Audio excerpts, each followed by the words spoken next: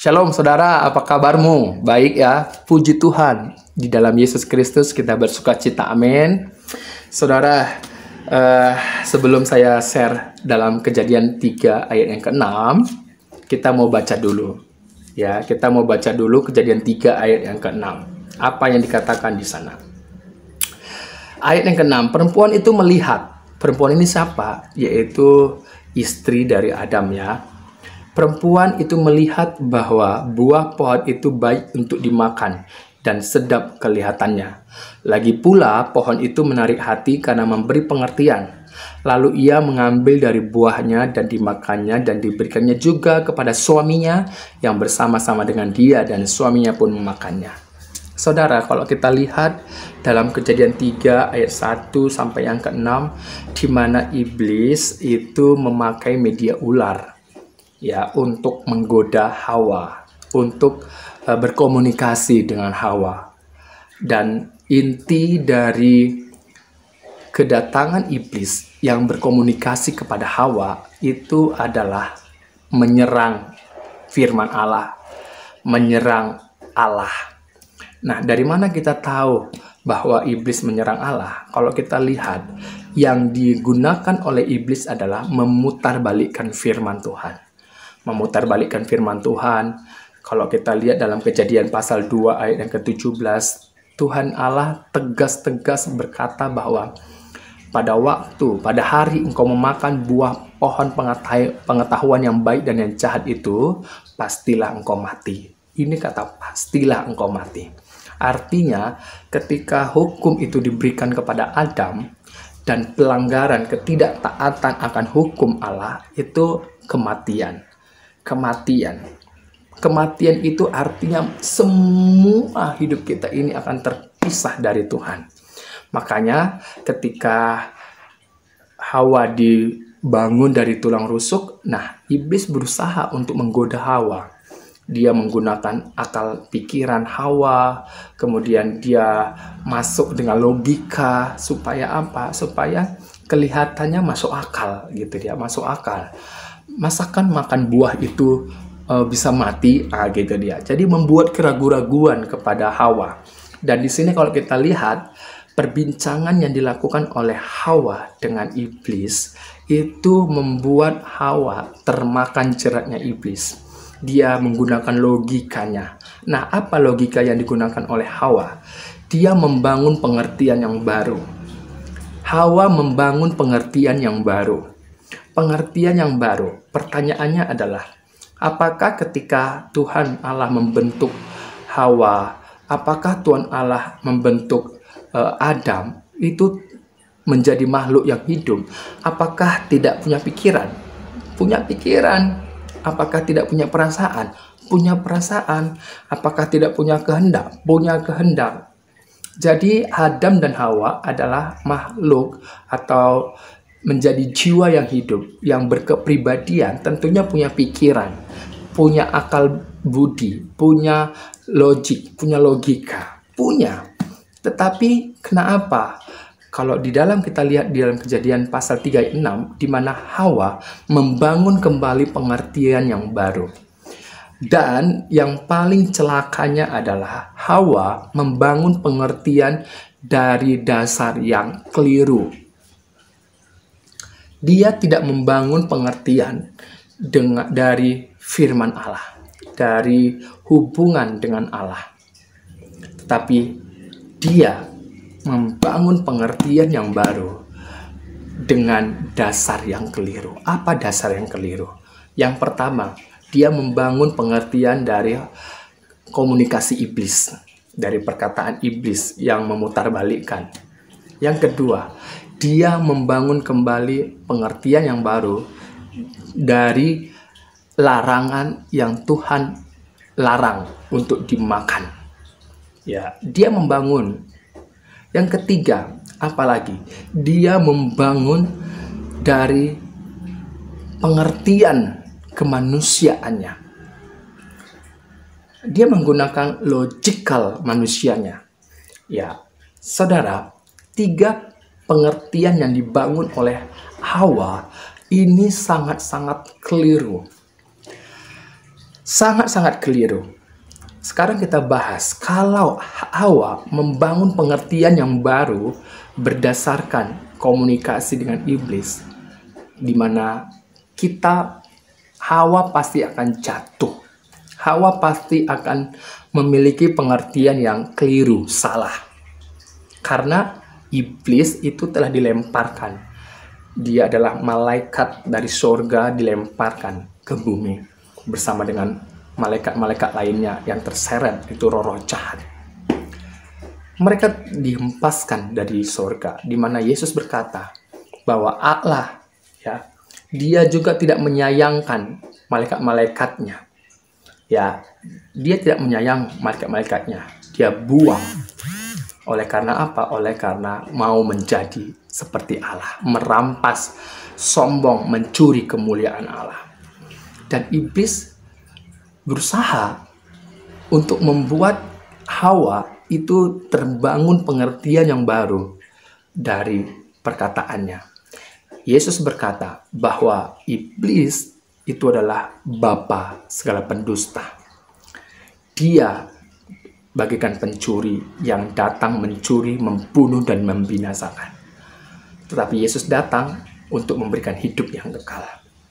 Dan tidak ada pengertian yang benar bila Hawa itu membangun dari komunikasi kepada iblis. Tidak ada. Tidak ada. Makanya kalau kita membangun pengertian kita dari komunikasi orang-orang yang gak percaya Yesus Kristus untuk mengenal Yesus Kristus, keliru. Justru kita menemukan ketidakbenaran. Karena apa? Kita membangun pengertian yang baru dari komunikasi orang-orang yang benci Yesus, yang menolak Yesus, yang gak percaya Yesus. Ya sama saja. Kita membuat racun dalam pengertian hidup kita. Yang kedua, di mana Hawa itu membangun pengertiannya dari mana? Dari pelanggaran, dari larangan yang diperintahkan oleh Tuhan untuk tidak memakan buah itu. Sama saudara, kalau kita membangun pengertian kita bukan berdasarkan Alkitab, maka kita akan justru melakukan pelanggaran-pelanggaran itu. Jangan gunakan yang lain, entah itu apa, Injil Barnabas, itu tidak. Kita hanya memiliki Alkitab. Dan kalaupun saudara mau lebih paham, kita belajar dari teks aslinya, ya Alkitab itu, karena tidak berubah sampai hari ini, tidak berubah. Ya, banyak pengertian-pengertian yang baru, tapi sekali lagi kita kembali kepada Alkitab. Kalau di dalam Alkitab bahasa Indonesia kita kurang mengerti, kita percaya Roh Kudus yang telah dimateraikan dalam hidup kita yang memberikan pengertian, makna yang baru mengenai kebenarannya. Jangan khawatir, jangan kita bergantung, jangan kita membangun pengertian kita kepada pelanggaran. Itu keliru sekali. Keliru. Kalau kita lihat, banyak orang-orang yang menekankan tentang hal-hal hukum Taurat. Dan sekarang itu banyak terjadi. Kalau saudara membangun pengertian berdasarkan cara pemikiran hukum Taurat, keliru juga saudara. Keliru, karena sudah digenapi oleh Yesus Kristus. Yesus Kristus yang telah menggenapi, dan Yesus Kristus membawa dua hukum. Apa itu? Kasihilah Tuhan Allahmu dengan segenap hatimu. Dan yang kedua, kasihilah sesamamu manusia seperti engkau mengasihi dirimu sendiri.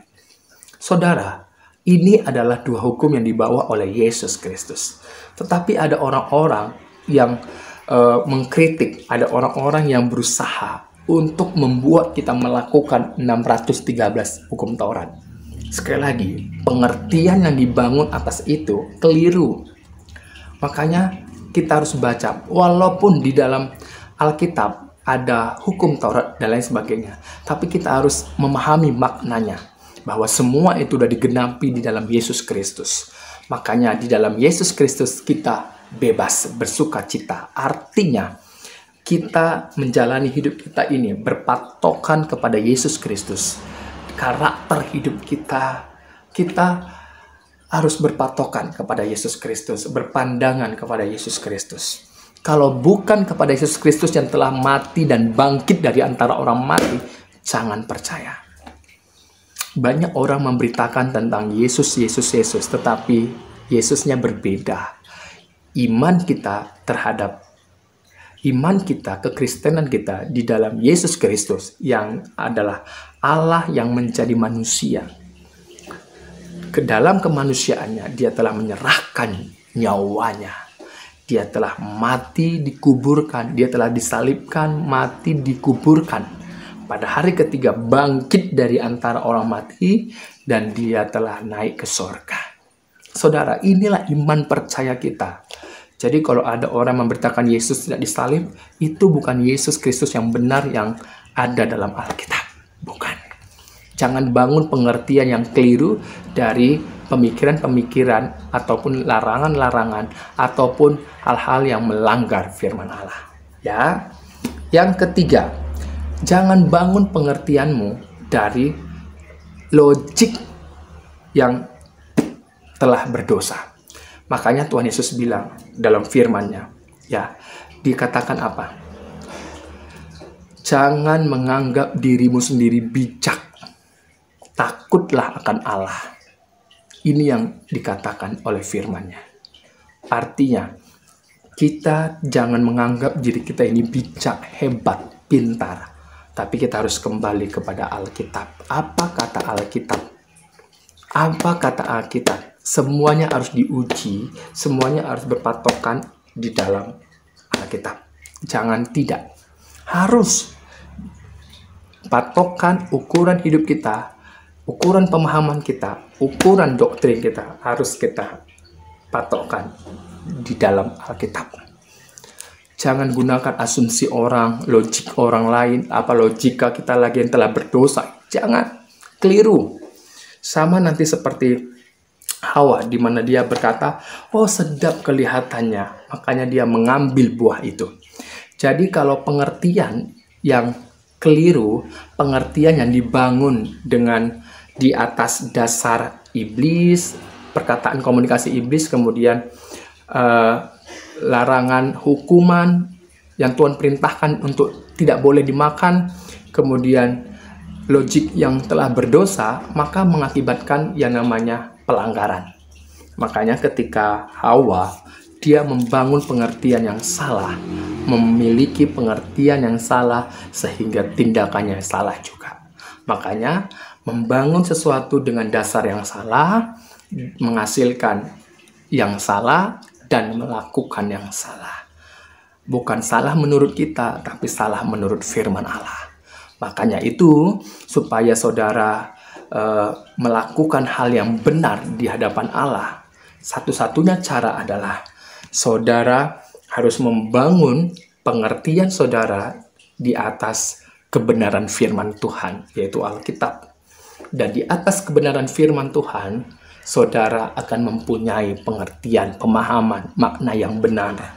Sehingga yang benar itu akan menghasilkan tindakan yang benar, karakter yang benar.